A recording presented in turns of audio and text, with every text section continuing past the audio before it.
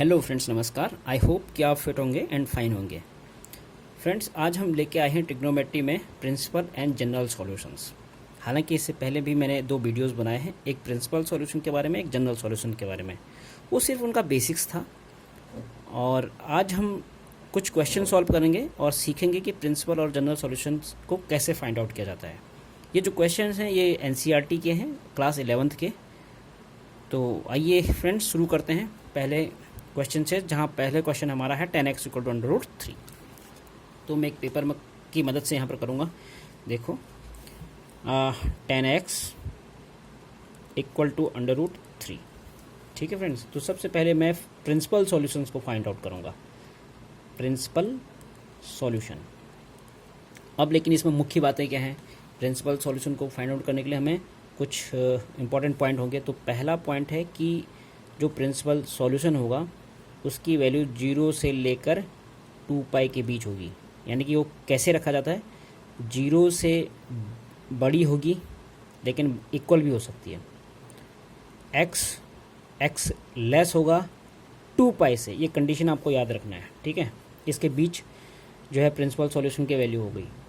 दूसरा पॉइंट हमें याद रखना है कि कोई भी प्रिंसिपल सॉल्यूशन हो वो सिर्फ 2 ही हो सकते हैं किसी भी ट्रिग्नोमेट्रिक फंक्शन के, 2 नंबर्स में। ठीक है, 2 नंबर का मतलब 2 कुछ भी हो सकते हैं। वो कुछ भी का मतलब वो 0 से 2π के बीच ही होंगे, कुछ और नहीं होंगे। ठीक है। तीसरे का मतलब कि हमें इन सॉल्यूशन को फाइंड आउट करने के लिए मदद करेगा कार्टेशियन सिस्टम ऑफ कोऑर्डिनेट। ठीक है, तो इसका भी हमें हेल्प लेना है। तो आइए फ्रेंड्स कैसे इसको सॉल्व करेंगे। तो हमारे पास दिया है 10x = √3। तो 10x हमें देखना है कि 10x जब लिखा है √3 तो √3 कितने डिग्री के इक्वल होता है 10x में। यानी कि x कोई डिग्री है तो वो कितना डिग्री या रेडियन भी बोल सकते हैं। तो x के कितने डिग्री या रेडियन के लिए उसकी वैल्यू √3 होती है, तो हमें ये देखना है। तो ये होता है 60 डिग्री। तो 60 डिग्री को हम लिख सकते हैं 10π/3। तो यहाँ इन दोनों का कंपेयर करें तो हम x की जगह हम लिख सकते हैं π/3। तो यही हमारा हो जाता है x जो है पहला सॉल्यूशन, यानी कि प्रिंसिपल सॉल्यूशन। अब दूसरा कैसे निकालेंगे, यहाँ पर आपको देखना है। तो पहला, जैसे कि मैंने बताया, कार्टेशियन सिस्टम ऑफ कोऑर्डिनेट हमें हेल्प करेगा। पहला ये तो ये देखना है। दूसरा ये देखना है कि अभी जो दिया है हमें इसका सॉल्यूशन, यानी कि जो 10x = √3 जो हमें दिया है उसको देखना है हमें। इसकी वैल्यू है इसमें प्लस, तो हमें ये देखना है कि प्लस जो है 10x की वैल्यू कौन कौन से क्वाड्रेंट में हो सकती है। जैसे एक तो पहले में होगी जो हमने, जिसके लिए हमने ऑलरेडी फाइंड आउट कर दिया है। क्या दूसरे में होगी? वो पॉजिटिव। यहाँ पर तो पॉजिटिव केवल साइन और कॉसेक होते हैं फर्स्ट क्वाड्रेंट में, बाकी ट्रिग्नोमेट्रिकल रेशियोज नेगेटिव होंगे। तो बाकी में 10 भी आता है, तो इसमें तो नहीं हो सकता है वो। अब क्या थर्ड में हो सकता है? 10 और कॉट पॉजिटिव। यस, 10 और कॉट पॉजिटिव यहाँ थर्ड क्वाड्रेंट में पॉजिटिव होते हैं। ठीक है, तो इससे आगे हम ये कह सकते हैं कि 10x जब भी हम थर्ड क्वाड्रेंट में लिखेंगे, क्योंकि ये होता है हमारा पाई वाला जो हमारा हॉरिजॉन्टल लाइन है, ये पाई, ये 0 हो जाएगा, ये π/2 हो जाएगा। तो लेकिन जो भी हम थर्ड क्वाड्रेंट में लिखेंगे वो पाई प्लस समथिंग होगा। यार यहाँ पर जो समथिंग है दैट इज़ x, जो ऑलरेडी हमने फाइंड आउट कर दिया, इट इज़ π/3। तो इसकी जगह हम लिख सकते हैं 10π + π/3। अब इन दोनों को ऐड करें तो ये हो जाएगा 4π/3, यानी कि 10x = 10 4π/3। अब इन दोनों को फिर से कंपेयर करें तो हम x की वैल्यू यहाँ लिख सकते हैं 4π/3। तो हमारे पास प्रिंसिपल सॉल्यूशन 2 हो गए। कौन कौन से? एक तो हो गया π/3 और एक हो गया 4π/3। ठीक है, अब इसका जनरल सॉल्यूशन हमें निकालना है। तो इसका जनरल सॉल्यूशन कैसे निकालेंगे? जनरल सॉल्यूशन के लिए हमारे पास जनरल एक्सप्रेशन है। पहले हमें स्टैंडर्ड इक्वेशन में उसको फिट करना है। फिट जैसे जो हमें दिया है 10x = √3 दिया है और इसको हमने लिखा 10x = 10π/3। तो मैं इसी को लिख सकता हूँ यहाँ पर 10x = 10π/3। अब इसका जनरल सॉल्यूशन लिखना है हमें, तो हम इसका कंपेयर करेंगे 10x = 10y। कोई भी ऐसा इक्वेशन जो 10x और 10y के फॉर्म में हो, उन दोनों में x और y में क्या रिलेशन होगा? वो रिलेशन होगा x = n pi plus y, जहाँ एन आपका सेट ऑफ इंटीजर्स है, एक्स एंड वाई आपका रियल नंबर्स है, रियल नंबर्स हैं। बट ये ध्यान रखना कि ये x and y are not multiples of pi by two. Pi by two के मल्टीपल्स नहीं हैं यहाँ पर ये, क्योंकि 10 के साथ अगर पाई बाई टू मल्टीपल्स में होता है 10 अनडिफाइंड हो जाता है, इसलिए हम एक्स एंड वाई सिर्फ वही रियल नंबर्स लेते हैं जो पाई बाई टू के मल्टीपल्स नहीं हैं। और आपको अगर देखना है कि 10x = 10y का ये एक्सप्रेशन कैसे आया, तो मैंने एक वीडियो इसके बारे में बनाया है, तो आप उसको देख सकते हैं और वो भी थोड़ा हेल्प करेगा आपको कि कैसे ये एक्सप्रेशन ड्राइव हुआ जो जनरल सॉल्यूशन के लिए है। तो आइए चलते हैं। यहाँ पर अगर हम कंपेयर करते हैं इस जनरल इक्वेशन का और ये जो हमारा इस दिए हुए क्वेश्चन से आया है, तो यहाँ पर हम y की जगह लिख सकते हैं π/3, तो हमारे पास आ जाता है x = n पाई प्लस π/3, तो यही हो जाता है हमारा इसका जनरल सॉल्यूशन। ठीक है फ्रेंड्स,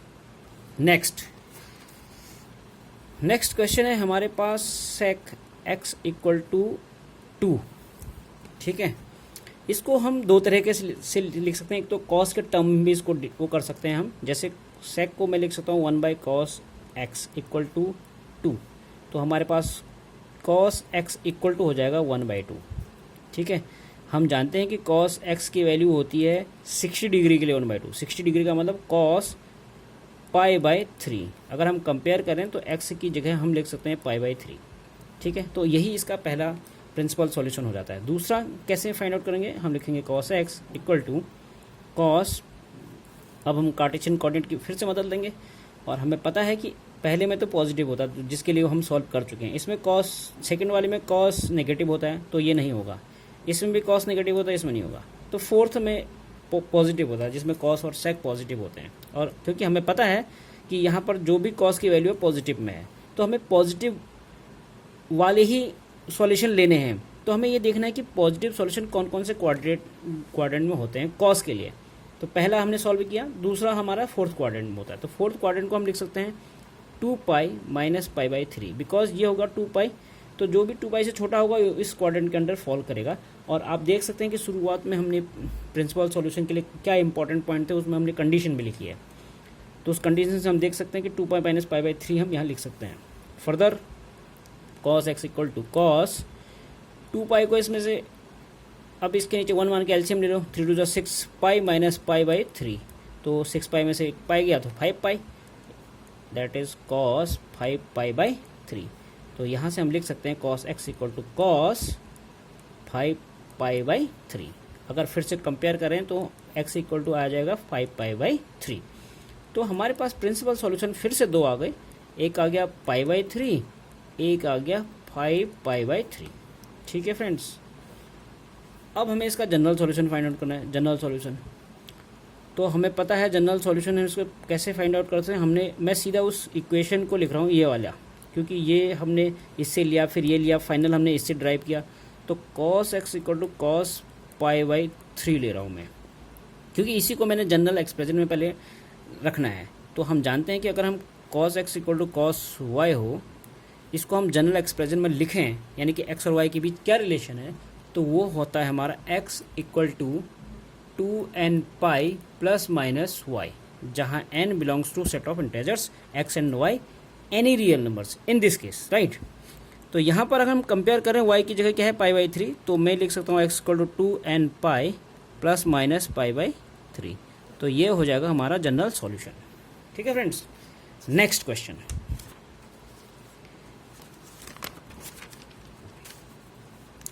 नेक्स्ट है हमारा cot x = -√3। ठीक है फ्रेंड, यहाँ पर माइनस है, तो यहाँ पर कोई इसमें घबराने वाली बात नहीं है, सिर्फ हमें पहले स्टेप में इस माइनस को इग्नोर कर देना। जब हम इसको इग्नोर कर देंगे तो हम cot x = लिख देंगे √3। ठीक है, तो अब हम ये देखेंगे कि √3 cot x की किस वैल्यू के लिए होता है √3। तो हम जानते हैं कि ये होता है 30 डिग्री के लिए, cot 30 डिग्री = होता है √3। तो cot 30 डिग्री को मैं लिख सकता हूँ cot π/6, तो कंपेयर करें, अभी हमें कंपेयर करने की ज़रूरत नहीं है, बिकॉज देखो अभी अगर हम कंपेयर करेंगे तो हमारा माइनस छूट जाएगा। लाना तो हमें -3 है ना, प्लस पॉजिटिव √3 तो चाहिए नहीं हमें, तो हम कार्टेशियन कोऑर्डिनेट की मदद लेते हैं इसमें, क्योंकि हमें माइनस चाहिए।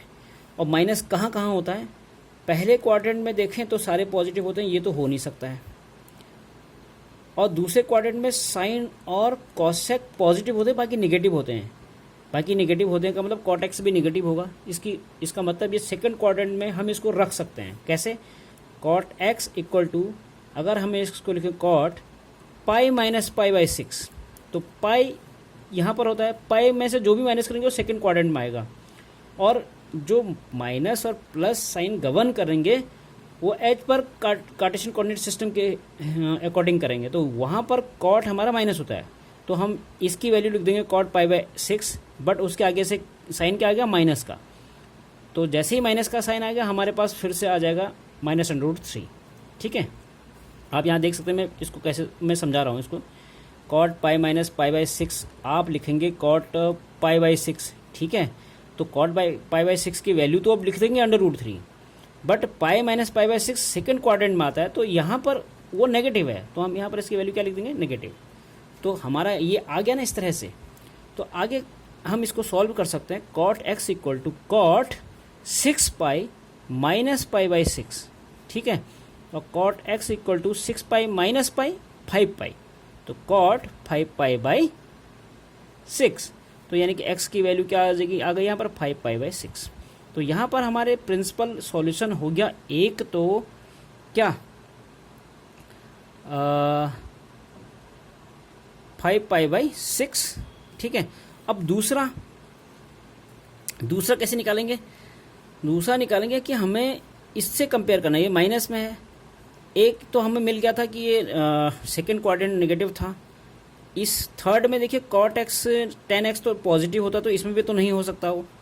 एक फोर्थ में हो सकता है जिसमें सिर्फ कॉस और सेक जो है पॉजिटिव होते हैं, बाकी नेगेटिव होते हैं। नेगेटिव का मतलब वो कॉट एक्स भी नेगेटिव होगा उस केस में, तो हम उसको लिख सकते हैं कॉट एक्स इक्वल टू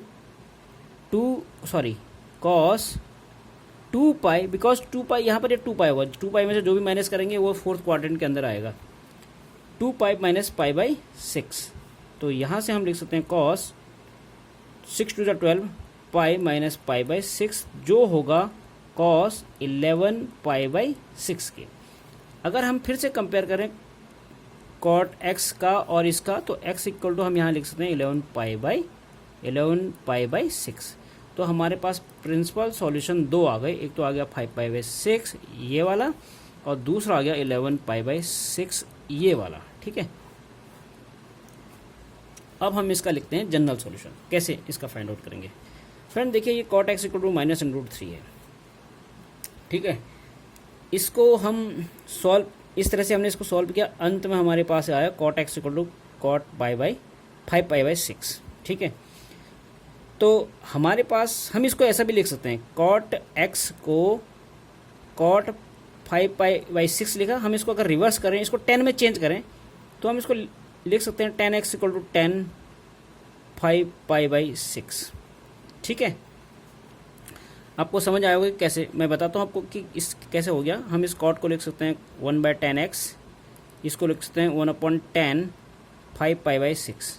ये इसके साथ मल्टीप्लाई होगा, ये इसके साथ मल्टीप्लाई हो गया, यानी कि जब ये इसके साथ होगा 10 5 पाई बाई 6 हो जाएगा, और ये 10 x इससे मल्टीप्लाई होगा 10 x हो जाएगा, यानी कि tan x equal to 10 5 pi by 6। अगर हम इसको जनरल टर्म में लिखें, जनरल tan x के टर्म में, tan x equal to 10 y हमारे पास एक एक्सप्रेशन होता है।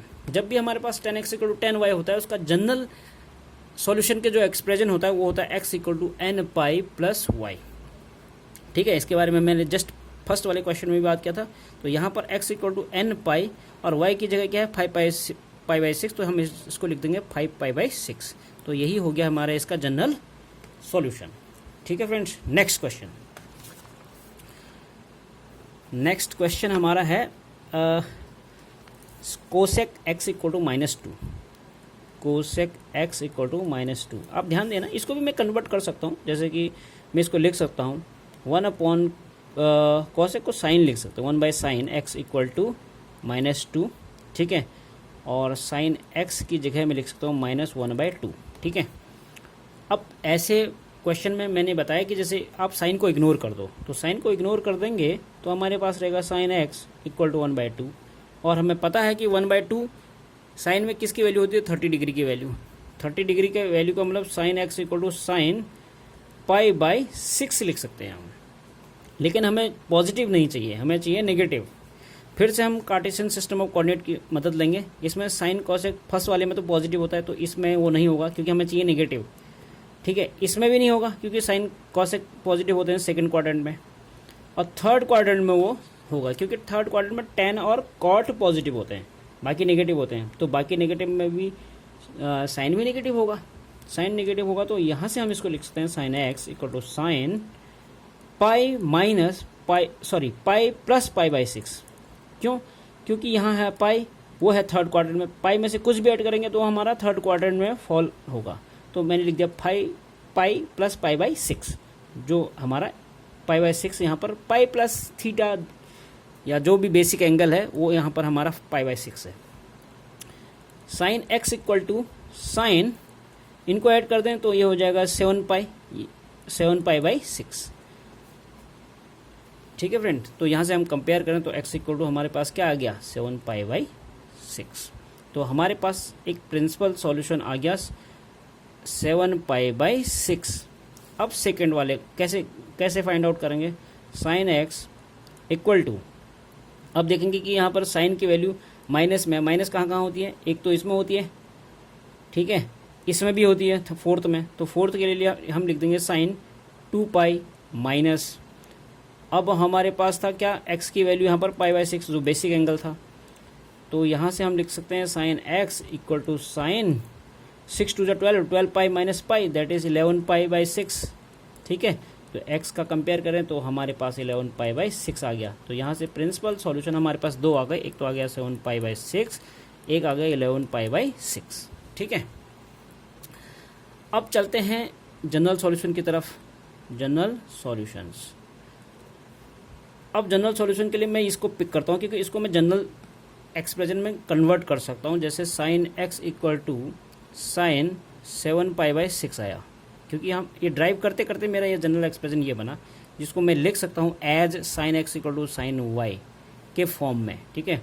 तो यहाँ पर अगर हम कंपेयर करें, यहाँ पर y इक्वल टू है 7π/6, और जब भी sine x equal to sine y आता है, इसका जनरल सॉल्यूशंस जो होता है वो होता है x equal to n pi plus minus -1 की पावर n इंटू y, ठीक है। तो यहाँ से y हमारा 7π/6 है, तो मैं लिख दूंगा n पाई प्लस माइनस 1 की पावर n इंटू 7π/6।